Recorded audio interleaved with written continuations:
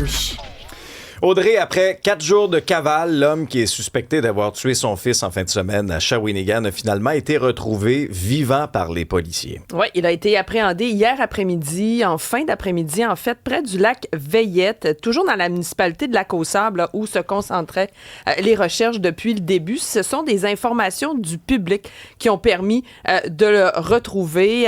Lac Veillette, c'est environ 3 km de l'endroit où on avait retrouvé son véhicule, 2,7 km là, pour être plus précise. Les policiers, donc, qui ont dû utiliser la force pour pouvoir le maîtriser. Par la suite, on l'a arrêté, transporté dans un centre hospitalier. On dit que sa vie n'est pas en danger. On a expliqué hier qu'il respirait quand même. Là, pour son état psychologique, évidemment, ce sera à évaluer. Mais là, il va recevoir les soins nécessaires à son état actuellement avant que les policiers puissent le rencontrer. On sait qu'il y a déjà beaucoup de problèmes de santé mentale, notamment la schizophrénie, et devrait être formellement accusé de meurtre prémédité de son fils quand son état va le permettre. La mère de la victime, évidemment, a accueilli cette nouvelle-là avec grand soulagement, comme ses amis hier aussi, là, qui ont parlé à notre collègue Kevin Crane Desmarais de TVA Nouvelles, qui était sur place. Donc, ça a été tout un branle-bas de combat avec des dizaines de policiers sur place, et c'est un soulagement aussi pour les gens du secteur qui barraient leurs portes depuis quelques temps, évidemment, parce qu'on demandait, les autorités demandaient aux gens de ne pas l'approcher si on le voyait. Mais c'est là où on comprend l'importance aussi de l'information du public dans des cas comme ça. Oui, alors c'est la fin d'une cavale pour lui, mais c'est pas la fin de la saga. Moi, je continue de croire qu'on l'a solidement échappé, qu'une personne souffrant de schizophrène comme ça, qui a cessé de prendre ses médicaments, qui avait toutes sortes de croyances complètement farfelues, c'est-à-dire surveillé par les francs-maçons, surveillé par l'Organisation mondiale de la santé, pensait qu'il y avait une puce dans la tête qui était à l'origine de tous ces malheurs. Et il y avait des antécédents, là. Tu sais, quand on remonte, là, 2014, il y a un jugement de la Cour supérieure qui avait inculpé l'homme en question de menaces de mort envers son ex-conjointe, envers son propre fils. Alors là, heureusement, là, la population est en sécurité, les policiers l'ont arrêté. Pas la fin de la saga pour autant. Maintenant, ce que j'ai hâte de voir, bien sûr qu'on va l'évaluer, est-ce qu'il va être apte à suivre, à subir son procès? C'est toutes des questions auxquelles on va devoir leur réponse, bien sûr, après une analyse psychologique. Ça a fait les manchettes hier, puis on suit ça depuis le début de l'été, là, la fameuse rage du raton laveur. Là, on a appris, Audrey, qu'il y avait un premier cas de rage du raton laveur, mais chez un chat errant, donc une transmission, là. Oui, effectivement, on en parle là, de la rage du raton laveur depuis un certain temps. C'était surtout concentré en Estrie et en Montérégie. Et là, oui, premier cas de la rage du raton laveur chez un chat errant qui a été confirmé au Québec. Ça a été rendu la semaine dernière, ce diagnostic-là, dans la petite municipalité de Godmanchester, en Montérégie. Le ministère de l'Agriculture, des Pêcheries et de l'Alimentation dit que ça vient démontrer, ça vient confirmer ce qu'on savait déjà, que la maladie peut être transmise aux animaux domestiques. On est à près de 120 cas de rage du raton laveur confirmés au Québec, surtout, comme je le disais, en Montérégie et en Estrie. Et là, ce qu'on demande, c'est de s'assurer que les vaccins de nos animaux domestiques sont à jour. Je parlais avec une vétérinaire hier qui disait qu'on devrait envisager même d'obliger, comme c'est le cas dans d'autres provinces, les gens à faire vacciner leurs animaux de compagnie concernant la rage du raton laveur, parce que la rage du raton laveur, c'est une maladie mortelle et incurable dès l'apparition des symptômes. Il y a moyen de se protéger un peu de ça. Évidemment, on n'approche pas des animaux errants, on n'approche pas les animaux sauvages comme ça.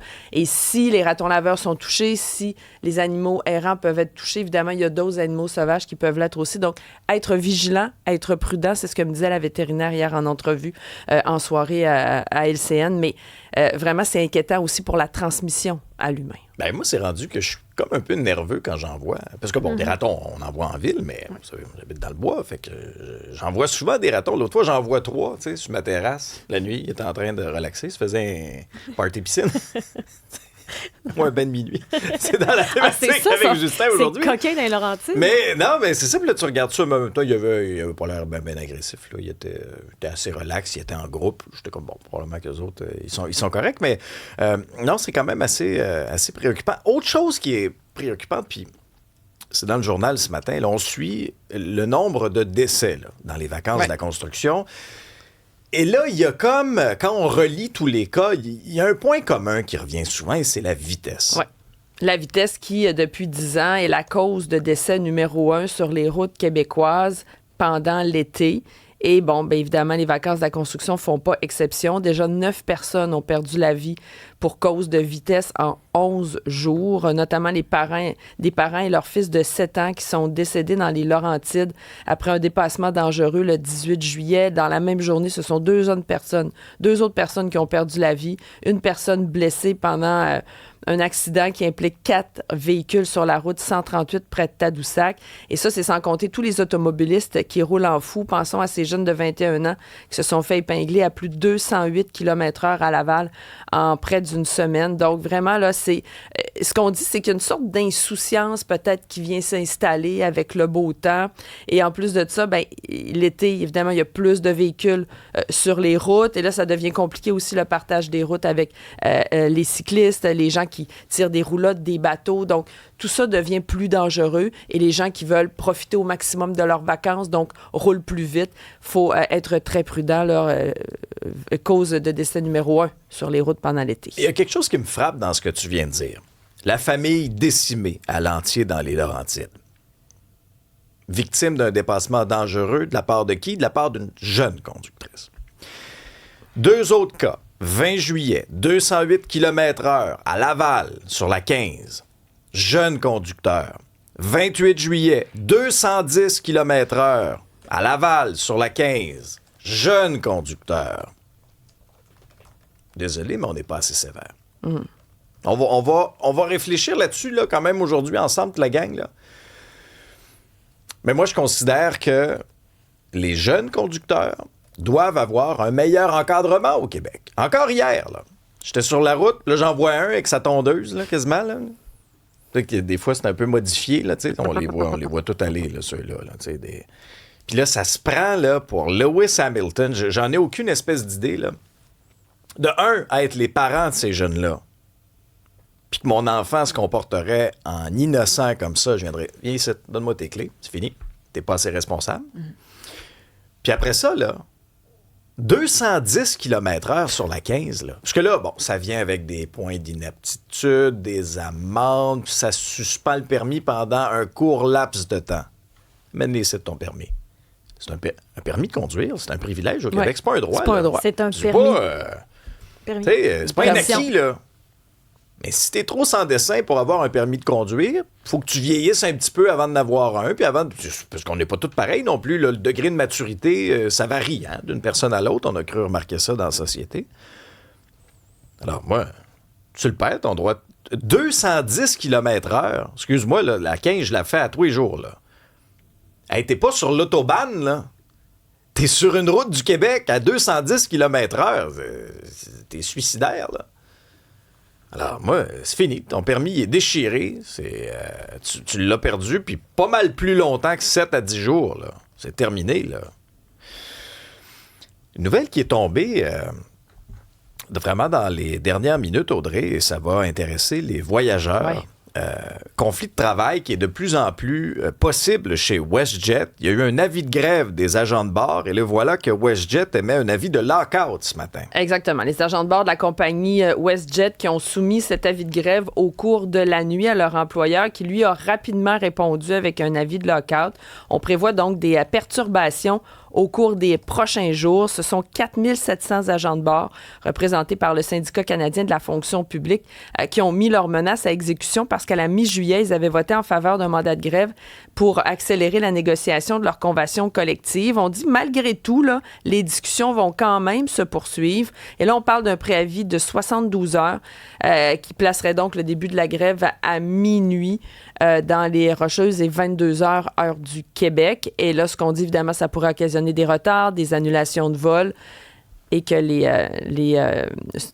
voyageurs, plutôt, seront remboursés ou réacheminés selon le cas. C'est ce qu'on prévoit, là. On a mis en place une politique de modification et d'annulation au cours des derniers jours. Puis au cœur du conflit, en tout cas, un des éléments, si je comprends bien, c'est toute la notion du travail payé. Oui.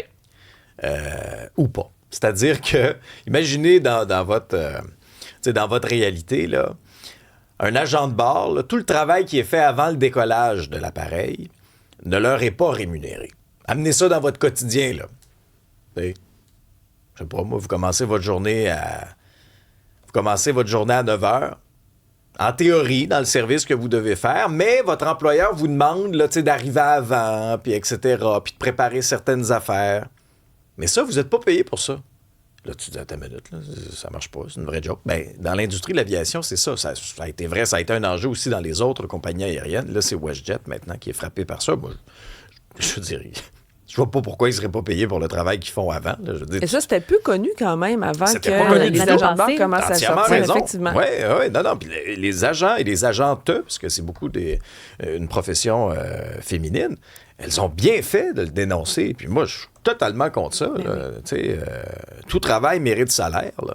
Voyons. Tu leur demandes d'arriver, puis des fois, ça peut être long à l'aéroport, un peu avant. Et puis, ils sont pas juste que... arrivés à l'aéroport. Non, ils travaillent. Là. Ils prennent les passeports puis, quand on arrive, tout ça. Là, ça, c'est du travail qu'ils font. Tant que l'avion n'est pas en vol, que les moteurs ne sont pas en fonction, ne sont pas payés. Quand il y a des délais aussi, des attentes, qu'on est pris sur le tarmac, tout ça aussi, là, c'est pas calculé. Et en plus, ils ont des heures limitées de travail par mois. Donc, ils peuvent pas se dire, hey, je suis pas payé là, mais je vais faire 50 heures. Tu sais, il y a des nombres limités pour voler. Fait que ça aussi, ça leur force souvent à avoir un deuxième emploi. Souvent, c'est des jeunes qui commencent. C'est très difficile. Pas des salaires à tout casser non plus. Non plus. Non, ça c'est clair. Hey, on se souvient de Jean-Marc Robitaille? Oui. Ancien maire de Terrebonne. Bon, là, il revient dans l'actualité parce qu'il est peut-être pas au bout de ses peines, là, lui. Il en a peut-être pas fini avec la justice. Bien, l'ex-maire de Terrebonne, oui, et ses collaborateurs, ils ont échappé à leur procès criminel, mais ils n'en ont pas fini avec la justice parce que là, la ville de Terrebonne va pouvoir avoir accès à la preuve qui a été amassée par l'unité permanente anticorruption pour l'aider dans ses poursuites aux civils. C'est une victoire importante pour la ville. Ce qu'elle veut, c'est récupérer au final les fonds publics. La Cour supérieure lui permet d'accéder à 80 000 fichiers de l'UPAC qui visent l'ex-maire Jean-Marc Robitaille, d'anciens collaborateurs également. Cette preuve-là pourrait être utilisée donc dans ses poursuites. Et le procès criminel, on se rappelle, avait été annulé en 2021 pour toutes sortes de raisons. Et là, Terrebonne n'écarte pas non plus d'élargir ses recours après l'analyse des documents. Bon. Donc, on n'en a pas terminé. Mais la grande question de l'été, c'est... Il est où, Charles? On l'a trouvé, Charles, on l'a trouvé. Il a fait une annonce hier, il a présenté ses engagements pour faire face aux États-Unis de Donald Trump dans un contexte de guerre tarifaire. Oui, le chef libéral qui estime que le Canada ne devrait pas, premièrement, riposter aux tarifs douaniers de 50 %. Selon lui, imposer des contre-tarifs, ça risquerait d'alimenter l'escalade. Il mise plutôt sur un renforcement du marché. Selon lui, on parle beaucoup des produits américains, évidemment, sur les tablettes de la SAQ. Et sous son gouvernement, les produits demeureraient retirés. L'électricité aussi pourrait servir de levier de pression. Christine Fréchette a répondu que le plan manquait la cible en s'éloignant de l'autonomisme qu'elle considère comme étant un principe fondamental. Et le Parti québécois aussi a répondu par la négative au plan de Charles Milliard, donc plan qui a été pas mal critiqué hier. J'ai écouté son point de presse hier. Je dois vous avouer que j'ai pas été impressionné par la solidité du chef du Parti libéral qui se faisait un peu malmener par les journalistes. Là, je trouvais qu'il ambitionnait beaucoup sur lui, qu'il coupait souvent. Ça... Je trouve que ça dénote un peu aussi... Un manque d'expérience. Certaines lacunes au niveau de la communication. Là, quand tu te fais manger la laine sur le dos comme ça en point de presse là, par les journalistes qui te questionnent maintenant, le plan qui a été présenté, essentiellement, c'est de pas riposter. C'est de se faire intimider dans le cours d'école, mais de ne pas répondre. Ça me fait penser, puis Isabelle, on a eu Mark Carney, là, qui s'est fait élire, lui, essentiellement, avec la posture suivante. Moi, je serai la personne qui va pouvoir vous défendre contre Donald. OK? C'était essentiellement, c'est ça. Souvenez-vous, rapportez-vous à la dernière campagne électorale fédérale. Là, on a évacué tout le reste des autres enjeux au pays. Il n'y a plus rien qui existait. Il y a juste Donald Trump. Là on parle souvent du Trump Derangement Syndrome. Oui. Honnêtement, ça, dans la dernière campagne électorale, c'était fascinant à quel point tout le monde était obsédé par ça, puis là, la peur, puis là, tous les autres enjeux, là, ça n'existait plus. Fait que là, on s'est dit, Mark Carney, il va se tenir debout, c'est un ancien banquier, il a un beau CV, T'sais, le flegme britannique, c'est lui qui a été gouverneur là-bas là, de la banque. Fait que là, tu te dis, il va se tenir debout. Mais là, le problème, c'est qu'il n'arrête pas de faire des concessions et il vient d'en faire une autre face aux géants du web. Ça passe vraiment très mal au sein du milieu culturel. Ben, c'est que lui se dit en faveur de la culture québécoise. Sauf que après le recul de la taxe du service numérique, le recul aussi sur la contribution qui avait été demandée aux plateformes du CRTC, c'est maintenant l'abolition du fameux 5 % la taxe Netflix sur Netflix et les Amazon Prime de ce monde. Donc, terminé pour eux. Après une forte pression exercée par les États-Unis, c'est l'excuse qu'ils donnent. Donc, ça, c'est des pertes de 2 milliards de dollars qui auraient pu servir à la culture québécoise parce que ces géants-là ne paient absolument rien chez nous. On avait annoncé ça en grande pompe. On disait que ça allait être la solution puis qu'on allait se tenir debout. Finalement, en parallèle, ils annoncent un 600 millions de dollars pour le cinéma, la télévision. Mais si le gouvernement investit, c'est donc les contribuables qui paient. Donc, plutôt que ce soit les Américains, ça va être encore les bons petits Canadiens. L'Union des artistes, bien sûr, a réagi en disant que nos pires craintes se confirment. C'est comme ça qu'ils ont titré ça sur Instagram. Ils ont rappelé également la chronique qu'ils avaient fait dans la presse le 5 juin, chronique d'une disparition annoncée. Ils parlent carrément de siphonner l'écosystème culturel. Le ministre Mathieu Lacombe aussi il dit regrettable. Il y en a d'autres qui parlent de catastrophique. C'est les mots qui ont été utilisés. Il y a également Catherine Gentilcorps, députée de Terrebonne, qui s'est prononcée hier sur le sujet. Résultat des courses, ce sont les plateformes américaines qui dictent l'agenda. Ils payent presque rien et ils inondent nos plateformes de leur contenu américain. Pendant ce temps-là, nos créateurs ici en arrachent et on peine à voir nos contenus sur nos écrans. La souveraineté culturelle canadienne, là, c'est un mirage. La seule façon de défendre notre culture, c'est l'indépendance du Québec. Je n'en vois pas d'autre et il faut agir. Là où le bas blesse, c'est vraiment que quand on enlève ça puis qu'on décide d'apporter une espèce d'aide comme si on avait le cœur sur la main, au fait, c'est vraiment rire d'en face des Canadiens et Canadiennes. Tu sais, Mark Carney, on se souviendra, son slogan, là, c'était « Elbows up ». On lève les coudes. C'est un peu peut-être fatigué. Un hommage à Gordie Howe. Les coudes bas, un peu. Non, mais moi, j'ai un nouveau slogan pour Mark Carney. Là, c'est « On your knees ». Tu sais, on s'agenouille. On s'agenouille devant Donald Trump, parce que c'est ce qu'il fait. C'est la seule chose qu'il fait, là. C'est la seule chose qu'il fait depuis qu'il a été élu. Mettre un genou à terre. Faire des concessions. Tu sais, en négociation, là, le b.a.-ba de la négociation, là, c'est pourquoi tu céderais quelque chose si tu n'as rien en retour? Ben, présentement, c'est ce qu'on fait. On cède. On a cédé pour justement la taxe sur les géants du web. Après ça, cette fois-ci, le pont Gordie Howe. Je vous rappelle qu'on l'a payé, ce pont-là, plus de 6 milliards. Ça fait pas sérieux. Et qu'on a donné, et qu'on va donner pour les 15 prochaines années, 50% des profits après déduction. Mais ils ont minimisé tout ça hier, d'ailleurs. C'est sûr qu'il va minimiser ça.